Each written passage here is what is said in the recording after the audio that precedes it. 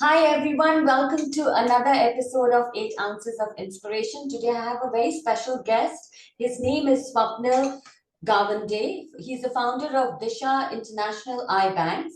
He runs several eye banks across Maharashtra and has encouraged more than 14 lakh people for eye donations. What makes Swapnil even more special is that we belong to the same B school. And it's amazing to see how wonderful our juniors or our batchmates are doing in life and making such a strong impact.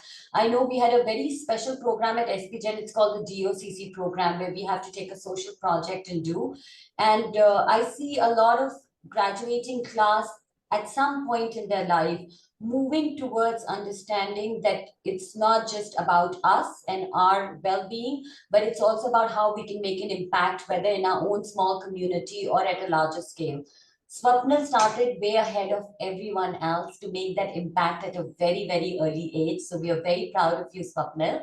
And firstly, this has been a lot of back and forth, and I think it's been after 3 or 4 or 5 months I've been able to get you on the podcast. So it's a very special day. Thank you so much for being with us. Thank you.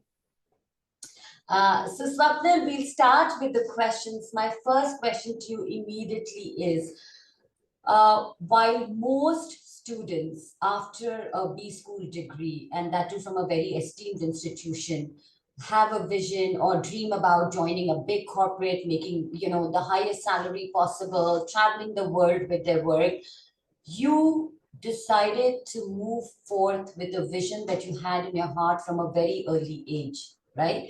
And which was helping people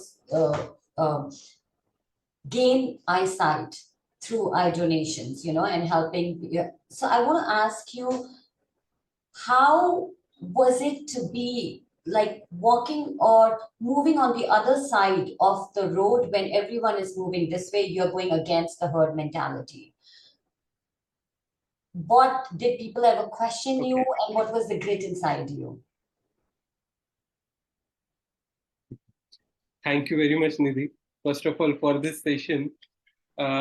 And You ask a very to the point question because, most of my batchmates are out of India, working in multinationals, getting salary in dollars. So all that, and they always like poke me कि भाई तू भी हमारे साथ हो सकता था, and you could have been part of this legacy and all that. And other than this MBA placements after MBA, I also converted UPSC in 2017. Wow. So again, coming from a Marathi community where most of my relatives, family members are into government service and all that.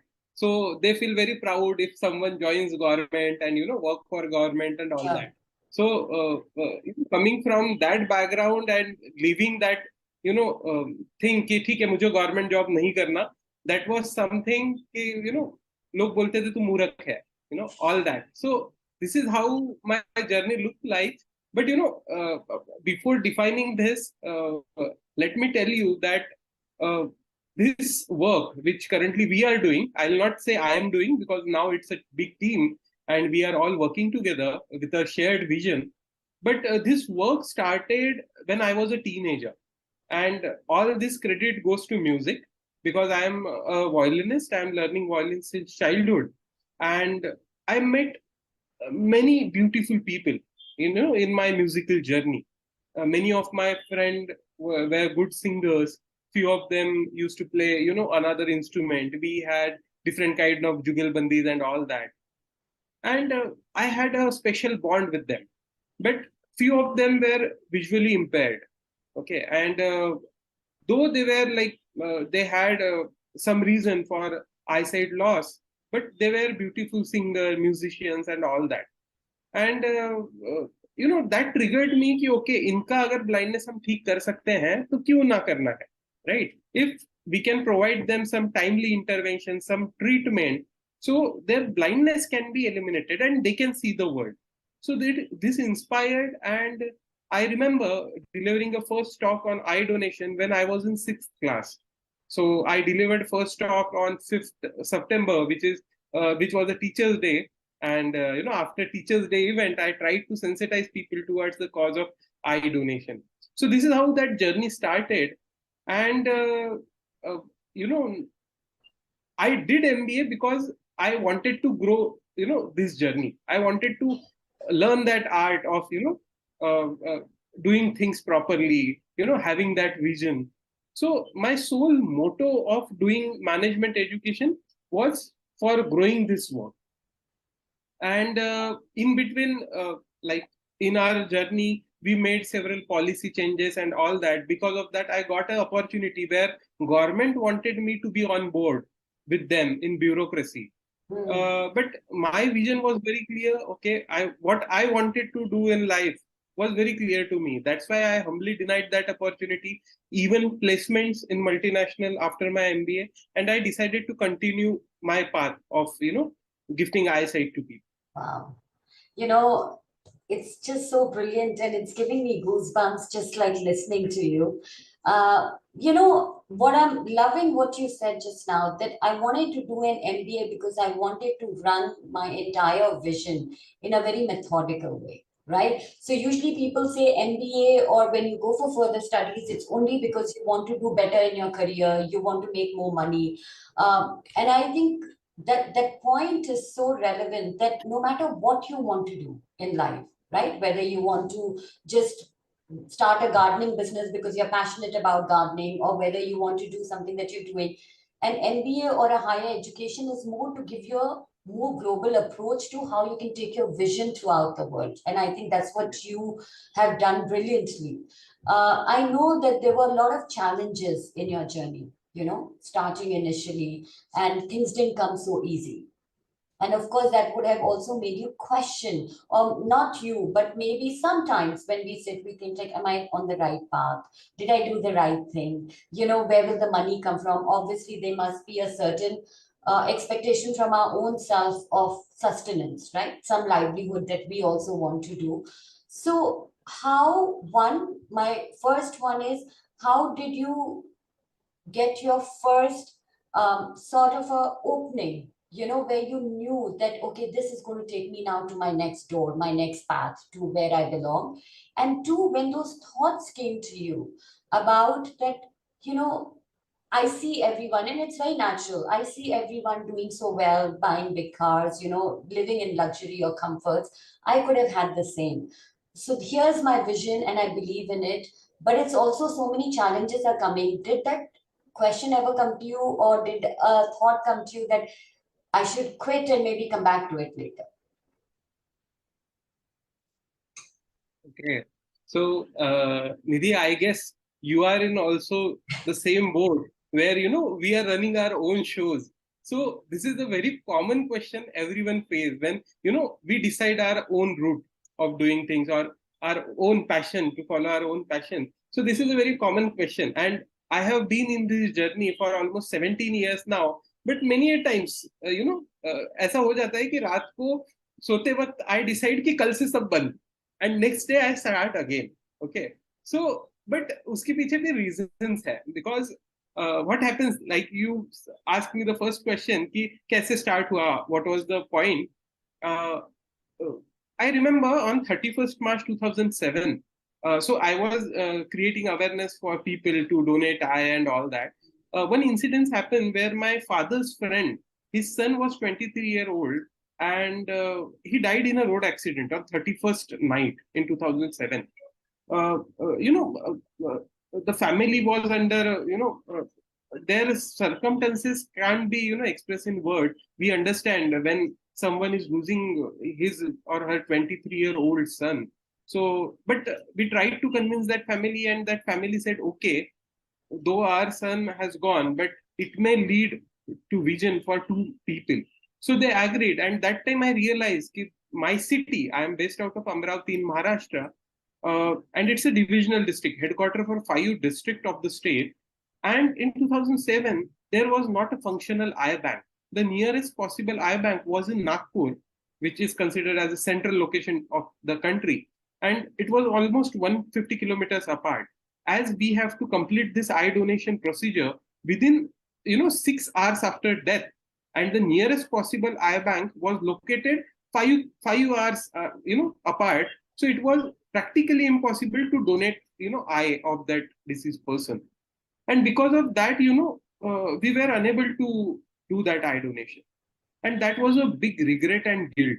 I have given hopes to that family कि okay, आपके बच्चे को हम आज भी जिंदा रख सकते हैं by means of eye. And after they agreeing to it, I was like कि हम नहीं कर पाए. So that was a big guilt. That time I was a school going kid, and बहुत रेस्टलेस मैंने फील किया, एंड आई डिसाइडेड कि ठीक है, ये इस फैमिली के साथ मैंने किया, अगले वाले के साथ ये नहीं होना चाहिए. This should not happen to other families. So that time I explored this option, and I came to know कि okay, there is some act, उसमें eye banks होती है and all that. And I decided, okay, I want to start an eye bank. I met with almost 49 ophthalmologists that time, eye surgeons, because we need one eye surgeon on board with whom we can start this eye bank. And obviously, starting an eye bank is a huge financial burden. That's why private institutions don't want to start it. And majority of the cases to whom we are treating are people from lower economic strata. So that is for sure, they cannot afford this surgery, right? So no one wanted to enter into this domain. And but I was very keen that I want to start. And the capital investment that time required was for setting up a good eye bank is almost 2 CR plus equipment. So, considering my passion and my zeal towards it, I asked my father and his friend, and they said, okay, we'll fund your venture. So this is how initial investment came in. And we started, baby steps at a time. I never thought that we will grow as an organization. Or if you ask me, I didn't have that vision that, okay, I want to do this in long run. It was like करते करते गए और पता चला कि okay, ये भी need है या कितना strong need है, and then we decided to expand. This is how our journey, has grown eventually over the years. Earlier we were into सिर्फ awareness करते थे, only creating awareness. उसके बाद setting up infrastructure, उसके बाद में growing that infrastructure, growing the reach, increasing branches, all that happened. And obviously, I am a non-medico guy, right? So I'm a hardcore engineer, and these two are like, we can say them 180-degree domains opposite to each other, medicine and engineering, right? Yeah. Doctor don't entertain engineers, engineers don't entertain doctors, and I wanted to bridge these two. So that was a huge task, because it took a lot of time for the fraternity to understand what exactly I wanted to do. It took a time for me to share my vision with the medical team, so that I can have them on board. And as we were working for lower economic strata, obviously there were problems for paying people in terms of industry standards. But those who aligned to vision, came on board. That was a win-win situation. So that was the initial struggle we faced, and even we face it today. ऐसा नहीं है कि अभी 17 साल हो गए तो it stopped. मतलब last week only I had that thought कि okay, भाई इसको close, मतलब I should hand over this to someone and I should go. And this होता है, मतलब that is okay, yeah, right? To be, and but I'll tell you one thing. So when I got a package of some lakh, okay, वो खुशी उतनी ज्यादा नहीं थी जितना जब मैं देखता हूँ कि किसी बच्चे को आई साइट मिल रही है, एंड ही और शी इज सीइंग मदर और father for the first time. That happiness, वो एक सेटिस्फैक्शन जो है ना, वो पैसे में नहीं हम लोग गिन सकते. सो जब मुझे याद है कि मुझे यूपीएससी का सिलेक्शन लेटर आया था, same day we had one transplantation. तो वो लेटर ओपन करने की इच्छा नहीं हुई, बिकॉज आई वॉज एंगेज वो लोगों के साथ. It gives you more happiness, and because of this happiness, I guess फिर ये जो चीजें हैं, थोड़ा जो डेली का फ्रस्ट्रेशन होता है, all that, it vanishes, and you have a larger purpose to serve, right? So, wonderful. Yeah. So beautifully said, that when you have a larger purpose to serve, a lot of our pains, a lot of our discomforts just vanish into thin air, because we see that we are meant to do something much larger, much bigger. Which brings me to this, that a lot of people are not even aware right? That I, like a lot of people may think, and I actually have heard this from somebody कि oh eye कैसे donate कर सकते हैं, तो you know they feel कि you have to be alive before they gorge your eyes out, you know, and then I'll be left with no eyes. They don't understand that it's done post you leaving your body, right, or whatever, moving into the death space. And also people are not, like you said, aware about that, you know, this can immediately give a fresh pair of eyes and vision to somebody else, you know, how the matching happens, how that. So just so that whoever's listening to this podcast, so that they can have more awareness, just explain to us in a very brief and simple way, what's the process of one person giving their eyes, when does it happen, to another person receiving it, and how can they do it? You know, today if I want to sign up or volunteer my eyes, that after my death, I want my eyes to be donated, where do I go? How, once I'm dead, how do they contact me and get my eyes? You know, that kind of thing. Sometimes it's a logistical issue which stops people from even volunteering for these amazing causes. Yes, yes, exactly, Nidhi. So, before that, I would like to tell something that many a times we feel that even medico know everything about this procedure. I had an incidence because of which I realized कि और कितना काम करना पड़ेगा. I came to know about a death of one surgeon's father, and I called that surgeon, and he said, पापा की तो death होके काफी टाइम हो गया, आप कैसे आई डोनेशन कर पाएंगे? वो तो हमें पहले ही करना चाहिए. You know, so it made me realize कि भाई अभी बहुत काम करना पड़ेगा. Even medical fraternity is not aware about the legal compliance, how things happen and all that. So you ask a wonderful question here, which is a need of an hour, so that people will be aware about this cause and all this. So for example, in India we have a opt-in policy for organ donation as well as for eye donation. So what is opt-in policy? When I am alive, I have to go and I have to sign a pledge. Okay, I want to donate eye after my death. So this is a voluntary pledge. Okay. In other country, European country, they follow reverse mechanism where you have to opt out if you don't want to donate, right? So in India, considering different cultures, beliefs, religions, all that, we have an opt-in policy. Here, one can pledge online or offline in any eye bank or a registered organization, and they can show their willingness that they want to donate eye. Okay, and after that, it becomes the responsibility of their family to inform about that death to the nearest eye bank. Okay, मान लीजिए if I spend entire my life working for this cause, and after my death, if my families and my relative don't inform to eye bank, my eye donation will not happen, right? Suppose if any of my friend inform to eye bank, and if eye bank team come to my home for retrieving eyes, and if my wife or say anyone from my family don't give consent, then my eye donation will not happen. Though I have pledged when I was alive, right? But it will not happen because in India, we have a legal binding that we need consent from legal heirs after the death for removing eye from that dead person. Okay. So this plays a very important role because I get numerous senior citizens who says हम आपको stamp paper पे लिख के देते हैं, we want to do this, but we know that our son or daughter will not go for this just because of some belief कि इस उम्र में अगर इस जन्म में अगर आंखें दे दी तो अगले जन्म में नहीं देगी. All these things सुनने में ऐसा लगता है कि लोग आज भी ऐसा सोचते होंगे क्या, but when you come to tier 2 tier 3 cities, this is the mentality even people carry today, right? So coming to the medical aspect of this, eyes can be donated within 6 to 8 hours after death. If it's a summer, then max to max 6 hours. If it's a winter season or say rainy season, then we have to donate eye within 8 hours. Okay, eyes are removed aesthetically. मतलब ऐसा होता है कि जैसे लोगों को लगता है आई डोनेशन है तो पूरा का पूरा आई बॉल निकालेंगे और पूरा का पूरा बिठाएंगे. ऐसा नहीं होता है. Are I is just like a wrist watch.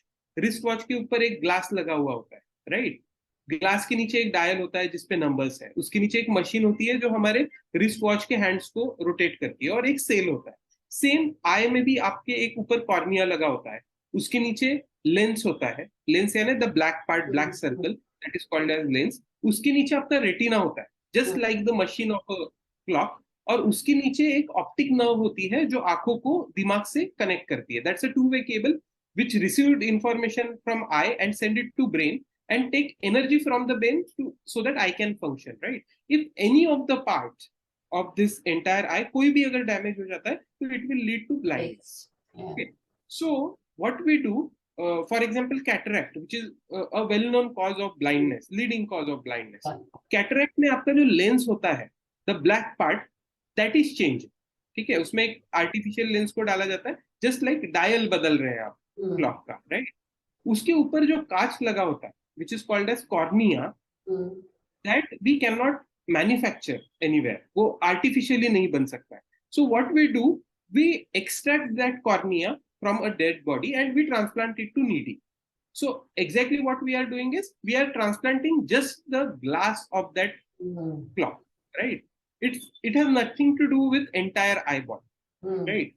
तो बहुत सी बार लोगों को ऐसा लगता है कि ओके वो आंख डोनेट करेंगे तो ऐसे गड्ढे पड़ जाएंगे, you know, there will be, क्या कहते हैं उसको, चेहरा खराब हो जाएगा। ऐसा कुछ भी नहीं होता है, ठीक है? We just remove cornea, we can store that cornea up to 4 days maximum, out of which 1 day goes to entire procedure on that cornea, where we have to evaluate that tissue and everything in the eye bank, and then it is distributed across the state. For example, I am located in Maharashtra, so I will be getting, after entering this detail in the system, I will be getting कि अच्छा blindness में किसका number है, so I have to prepare that tissue and send it to that location.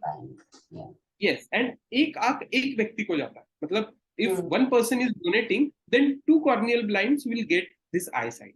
There are few countries like Singapore, they are so ahead that they are transplanting 1 cornea to 3 people. That means 1 eye donation leads to 6 eye transplants. So they are transplanting that cornea layer by layer. You know, there are different type of technical names to these surgeries, but they are achieving it. Whereas in India, if 100 eyes are donated, we are hardly using 20 to 25 eyes for actual transplantation. Just because we don't have cold chain network, just because we don't have proper infrastructure, just because we don't have trained manpower in this domain. That is leading to wastage of 75 to 80 donated eyes, which is very horrifying. It is. Right. I'm just surprised, like the hospitals don't have their own this section for keeping the eyes, like the cold storage for the transplant, so that it can happen in the hospital itself. Okay, this is a very good question. Basically, for any kind of tissue or organ donation, tissues means skin and cornea, like eyes, and organs are solid organs like kidney, liver, heart wall, lungs, all that. So for this, a person who is retrieving that organ or tissue, as well as the person who is transplanting that, should be registered under the Transplantation of Human Organ Act, which is called as HOTA Act. Okay. So that fellow is only allowed to do this, and one has to get registered under this act. This act is very stringent, and people generally, don't get registration easily for this. And the sole purpose is to avoid, financial matter in this cause. For example, eyes are donated free of cost by the donor family. We don't pay anything to them. Eyes are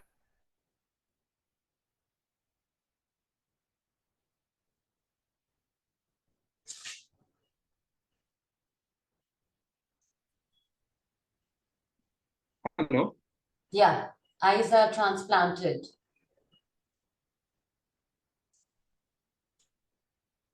Yeah. Hello, sorry, I lost you. Yeah, sorry. Yeah, go ahead. Okay, so now the point comes that, no hospital wants to come forward voluntarily because it incurred lot of cost in between. Though the eyes are donated by the donor family without any financial expectation, right? But it takes some amount to process that. to make it feasible for transplantation, right? And we cannot charge it to the recipient. Yeah. So the cost, the in-between cost, who will bear this cost? That's the question, right? That's why our institute is funding that cost through some third, other ways of generating revenue, right? So no hospital wants to, enter into this domain. And what happens? Majority of the eye banks and transplantation centers are located in metro cities, right? They are not available in tier 2 and tier 3 cities yet. So that creates a main problem, because of which we are facing issue with the tissue utilization rate. I get you, yeah. So this is the problem. I think, I'm telling you, like when I hear you, I just feel that most of us live in such a bubble where we think as long as our life is okay, everything is okay around us, right? We don't realize that there is just so much. And I think, if more people could step into, even if we can't do it ourselves, to support entrepreneurs like you who've taken up this good cause to, no person left blind in this world. And if we can, like you said, be like an advanced country where one cornea is transplanted to three eyes, right? Like three sets of eyes, and give vision to three people, that would be so amazing. We would actually not have blindness like at all existing in India. And I think that would just be such a wonderful thing to see. But well, wow, this is, Swapnil, we're so proud of you and so thankful to you for taking this up, for making this your life's purpose, and for contributing towards the vision of, no person left blind in India. Seriously. Now I want to just move to a lighter tone and get to know a little bit more personally, so our, everyone who's listening can know this softer side and a different side of you. But before that, what I would like to request is that, you can send me details of where they can pledge their eyes online, so that any of our readers here can do that, or if they want to do it in offline mode, what is the process?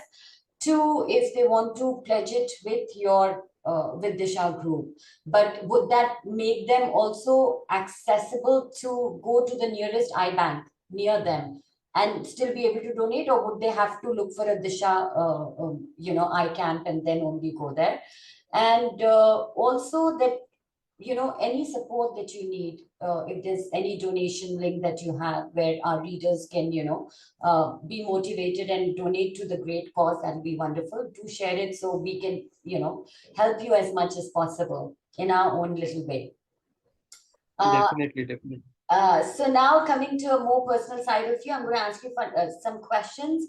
These are rapid fire questions. You're not going to think too much. Whatever comes first into your mind, you will say the answer to it.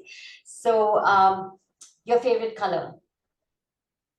Sky blue. Okay. Favorite place to live in? Home. Home. Favorite city to visit? Mumbai. Mumbai. Awesome. And second is Hubli.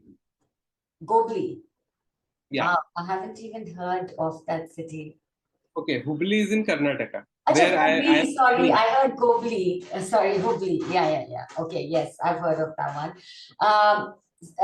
One trait, one personality trait which you feel you don't have, but you wish to inherit and make into a part of yourself.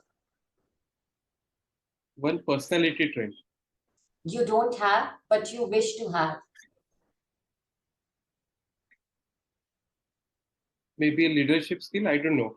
Okay, leadership skills. One trait that people absolutely love about you. People-centric approach, I guess. Like I am always, I always prefer to be surrounded by people. Wonderful. My last question to you, that if there was no dearth of financial resources, if there were no challenges that would be posed to you, right? What is that thing that you want to accomplish in your lifetime?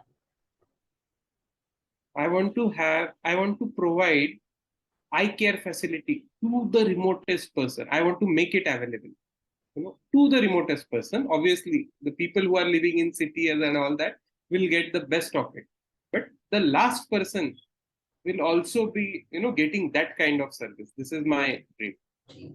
Well, we wish you all the luck and we hope that this dream comes true. And may you move towards your mission of reaching the remotest areas of India and ensure that the right kind of treatment is given to them so that everyone has vision and no man is left blind.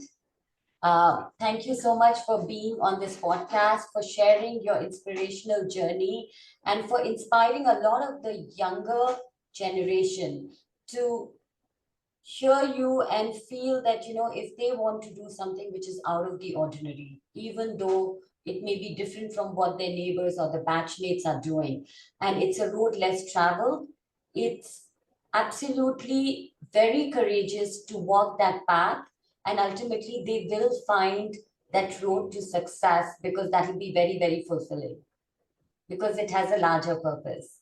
So thank you so much for being on this podcast and for sharing so many amazing things with us. Thank you.